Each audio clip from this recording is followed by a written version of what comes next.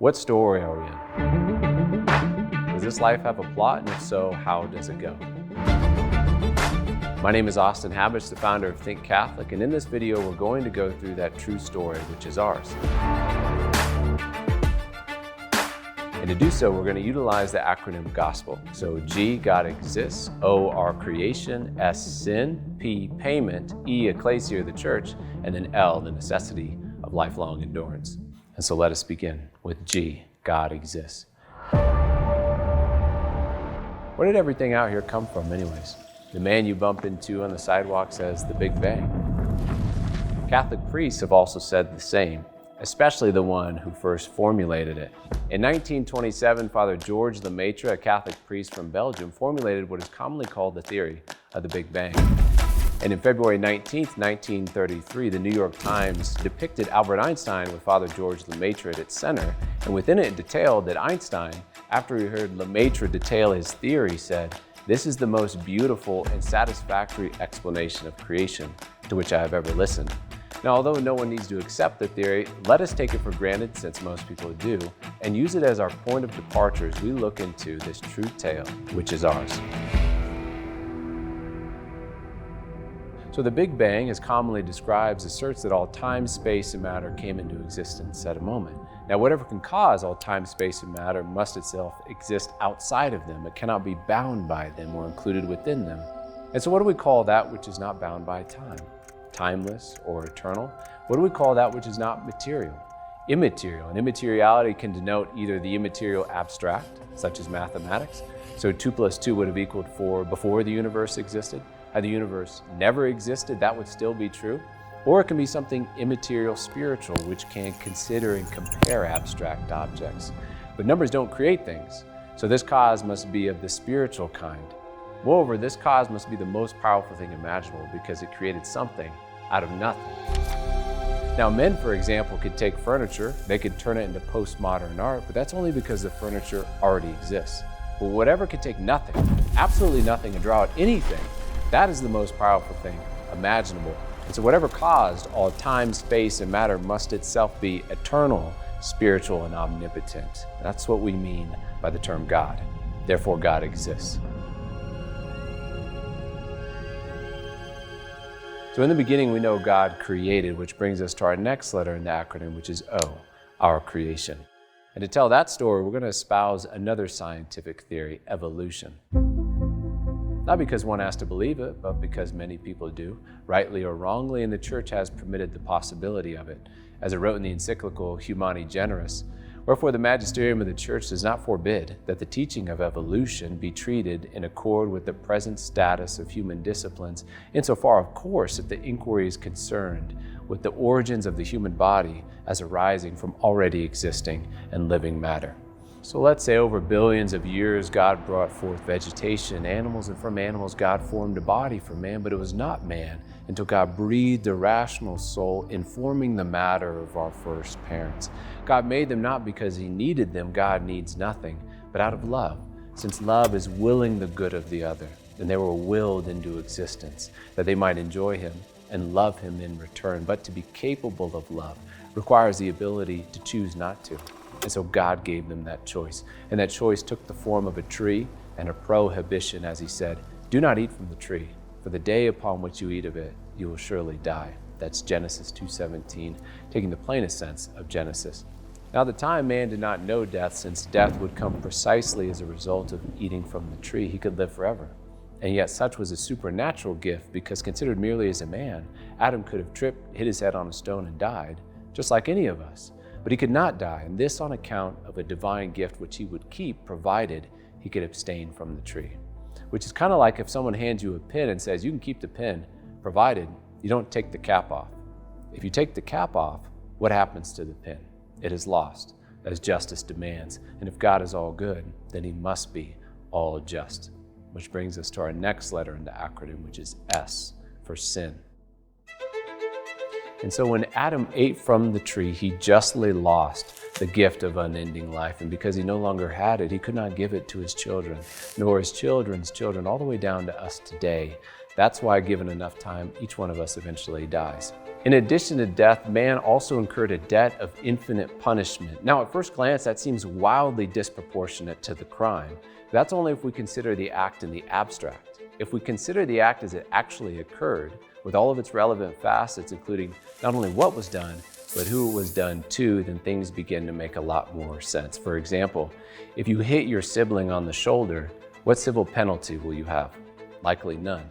But if you hit your spouse, you're going to jail. If you hit a police officer, you're going to jail for a long time. And if you go to hit the president, you're likely to be killed on the way. Notice that in each scenario, the act done is exactly the same, but the dignity of the person to whom it is done to differs, and so too does the degree of the punishment. And so when man disobeyed God, who is of infinite majesty, he justly incurred an infinite punishment. And because it could not be infinite in its intensity, man's finite nature simply could not bear an infinitely intense punishment. It would have to be infinite in its duration. That's hell. Luckily, our story does not end there, which brings us to our next letter in the acronym, which is P for payment. And so what does mankind need? Since the fault came through a man, we need a man who can make up for it. But since it was a fault of infinite loss, infinite punishment, we need someone who can do something infinitely good, infinitely meritorious to make up for it. And so what does God do? In the fullness of time, he sends his son, born of the Virgin, to redeem those born under Adam. As a man, what he does can count for men. As God, whatever he would do would be infinitely good, infinitely meritorious. And St. Alphonsus Liguori says, to redeem us, it would have been sufficient for Jesus to shed a single drop of blood, or a single tear, or to offer a single prayer, because a prayer offered by a divine person would have been of infinite merit and therefore sufficient for the salvation of the whole world, or of an infinite number of worlds. And so why the cross? St. John Chrysostom responds, although it would have been sufficient for man, for Jesus to offer a single prayer, it would not have been enough for God, who having loved us so fiercely desired to show us the depths of that love, and so inspire us to love him in return. Moreover, for every additional drop of blood, every additional suffering our Lord endured, he purchased for us an additional degree of glory. For he who loved us as sons willed that we would become as similar to him as possible, as St. Paul proclaimed.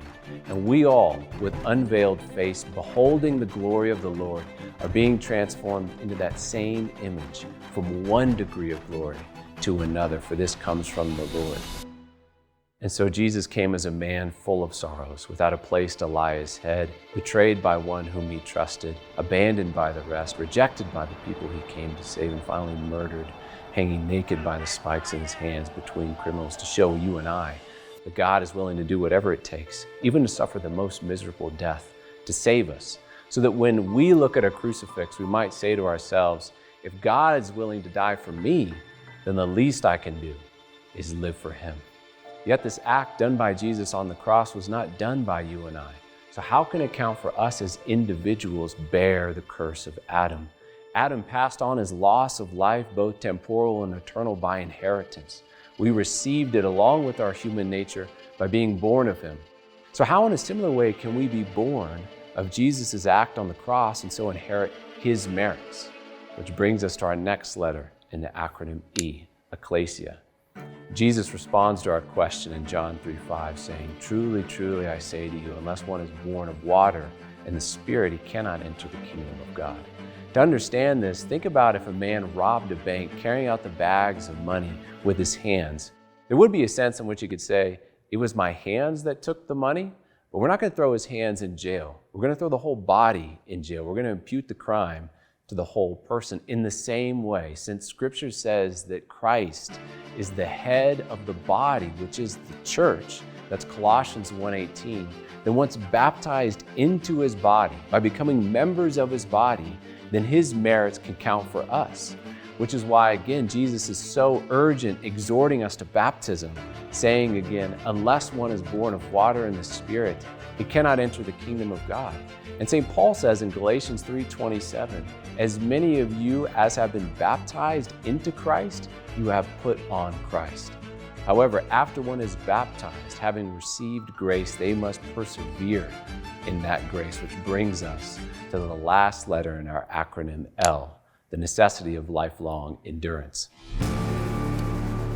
As we've said already, God does not force his love upon us, So as long as we are alive, we retain the ability to remain in Him or to cut ourselves off from Him. The only thing that can cut us off from the body of Christ is what Scripture calls a deadly sin, as it is written in 1 John 5:16.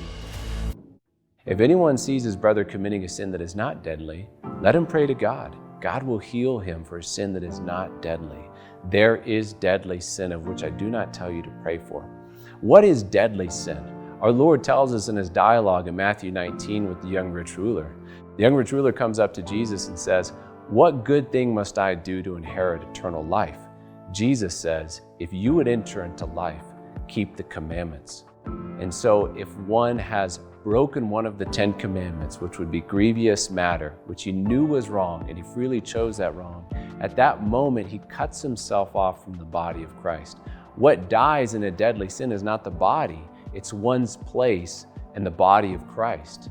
As our Lord says in John 15, "I am the vine, you are the branches. Abide in me. If anyone does not abide in me, then he is cast forth as a branch and withers, and the branches are gathered together and burned." And St. Paul says in the letter to the Romans, note the kindness and the severity of God. Severity towards those who are perishing, but kindness towards you, provided that you abide in His kindness. Otherwise, you too will be cut off. And so if someone cuts themselves off from the body of Christ post-baptism through missing Mass, that's the third commandment, dishonoring their parents, the fourth commandment, having lied or stolen, our Lord gives us a way back into the body of Christ through another sacrament called the sacrament of reconciliation. St. John records this sacrament's inception in the Gospel of John, where our Lord says in John chapter 20, He breathed on them and He said, "Receive the Holy Spirit. Whoever sins you forgive are forgiven. Whoever sins you retain are retained." And so that this ministry might continue for all ages, those men passed it on through ordination to their successors and their successors, all the way down to our Catholic bishops and priests today. And so our true tale is a grave one, for after death comes judgment, as it says in the letter to the Hebrews. But it's also a hopeful one, as our Lord says through the prophet Ezekiel, "I do not desire the death of the wicked, but that he turn from his way and live." Turn back, turn back. And if we have the humility to turn back to God, then we will finally see Him whom we have desired. In every scenic vista, every simple delight, every moment with those whom we love, we will finally come to the place from which we have come from and know it for the first time. This is our gospel.